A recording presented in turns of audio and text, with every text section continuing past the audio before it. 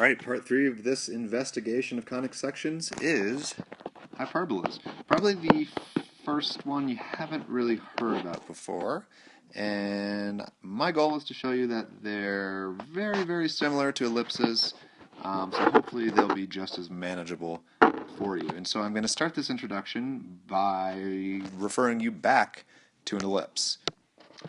Okay, so here we have the equation of an ellipse. I recognize it as an ellipse because those denominators are different, and we are adding our x term stuff to our y term stuff, and it's equal to 1.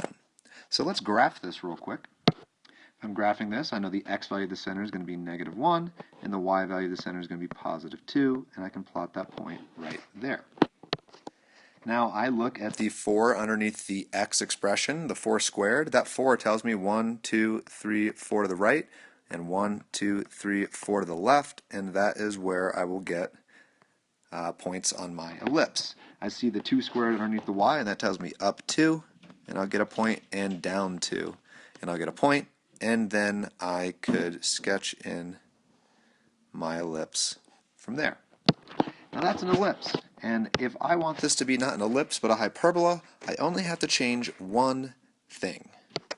If I change that plus in between my x expression and my y expression to a minus, I get a hyperbola. So notice everything about that equation is exactly the same, except instead of a plus, I'm now subtracting my y term from my x term. So if I want to turn this an ellipse into a hyperbola, what I'm going to do is I'm going to put a box around it.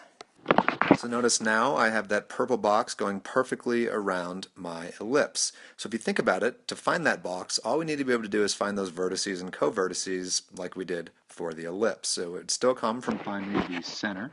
Center is still going to be the same. And then we would still go left and right 4 and up and down 2 to define the sides of this box.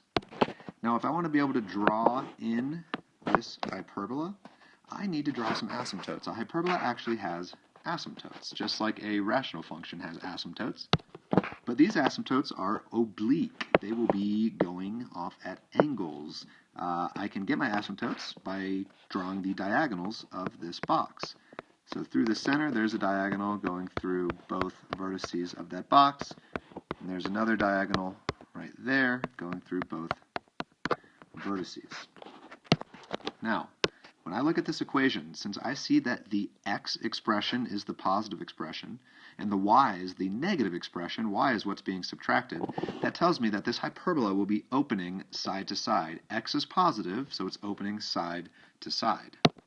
So to draw my hyperbola, all I need to do is take the x sides of this box, those will become the vertices of this hyperbola, and then I will approach those asymptotes. And it's going to kind of look like almost two sideways parabolas, like that. That red line there is my horizontal hyperbola. And again, all I did was make the y term negative.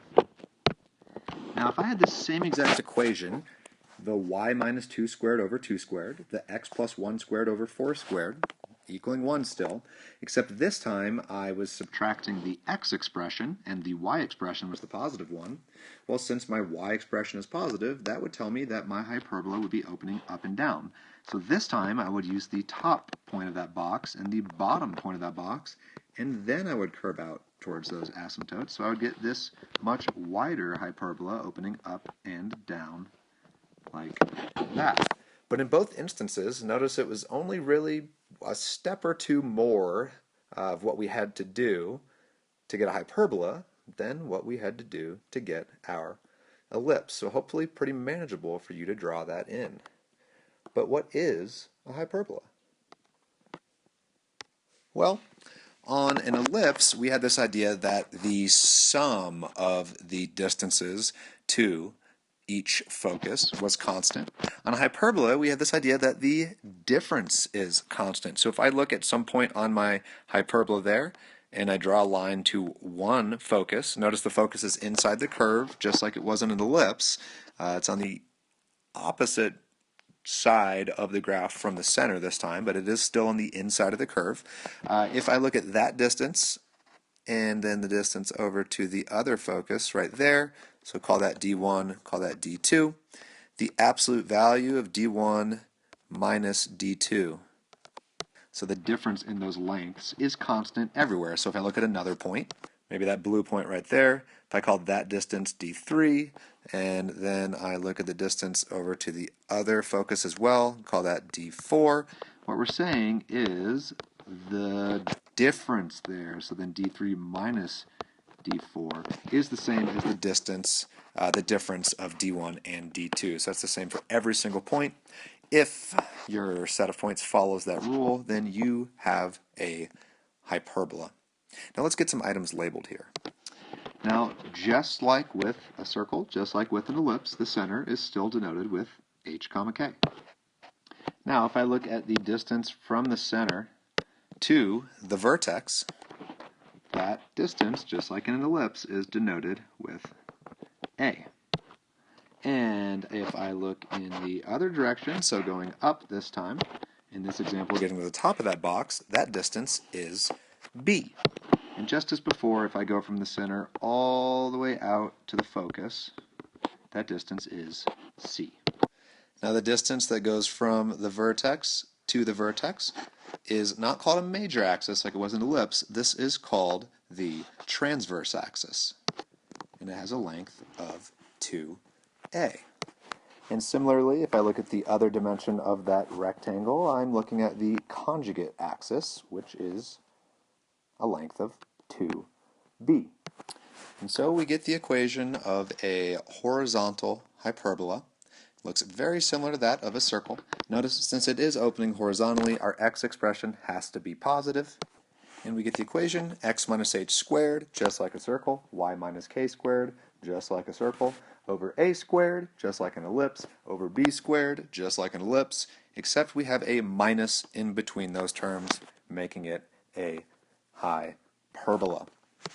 Now, if this was opening up and down, we would have our expressions swapped, and our equation would look like this. So we've got our vertical expression there now. Notice y comes first. Also notice that a is now under the y term. Whichever expression is positive, that's the one that gets a, because a is the distance between our center and our vertex. And if it's a vertical hyperbola, then our vertices are up and down. If it's a horizontal hyperbola, then our vertices are side to side. So we get that. But there's one last thing we want to talk about, which is the equation of the asymptotes. So what I'm going to do is I'm going to take this blue B line that I have right in the middle there, and I'm going to move that over. So I'm just going to slide it over. Notice I'm not changing that length at all. I'm just sliding it right there. And you'll notice now we have what appears to be a little right triangle. So if I want to write the equation of those asymptotes, I have to recognize that they are linear equations. And I have to recognize that I have that little triangle that's giving me a rise over run of b over a.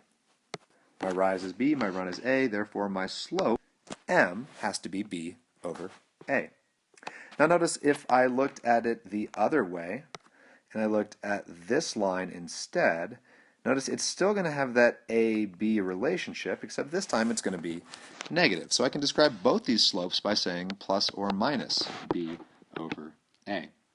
And what you'll notice is that both those lines go through that center point, which is H, comma, K. And what's the easiest way to write the equation of a line? The easiest way to write the equation of a line is to use point-slope form. Y minus the y value, which in this case is the center y value of k, equals our slope plus or minus b over a times x minus our x value, which is the x value of the center, h, and we have just defined both those asymptotes for a horizontal hyperbola. Now, it's going to be almost the same thing for a vertical hyperbola, except now, notice, if it's vertical, then you'd be looking at this red branch of the hyperbola right there. And we've said that the distance from the center to the vertex is a, which means now our vertical bit is a, and our horizontal bit is b. And now I could look at it in the same way as sliding this over. And now notice, oops, I got that hyperbola branch. There we go. Now notice if you're looking for the slope of that line, then our slope, rise over run, is now in the form of a over b, and again, plus or minus. So that means our equation for the asymptotes of a vertical hyperbola is almost the exact same thing, except instead of having that slope of b over a, we have a slope of a over b. Everything else is the same because we're still going through the center. And I promise you, it looks complicated in these equations, but it's a lot easier when you're actually using them. And that's what we want to do now. Let's look at how we're going to use this stuff.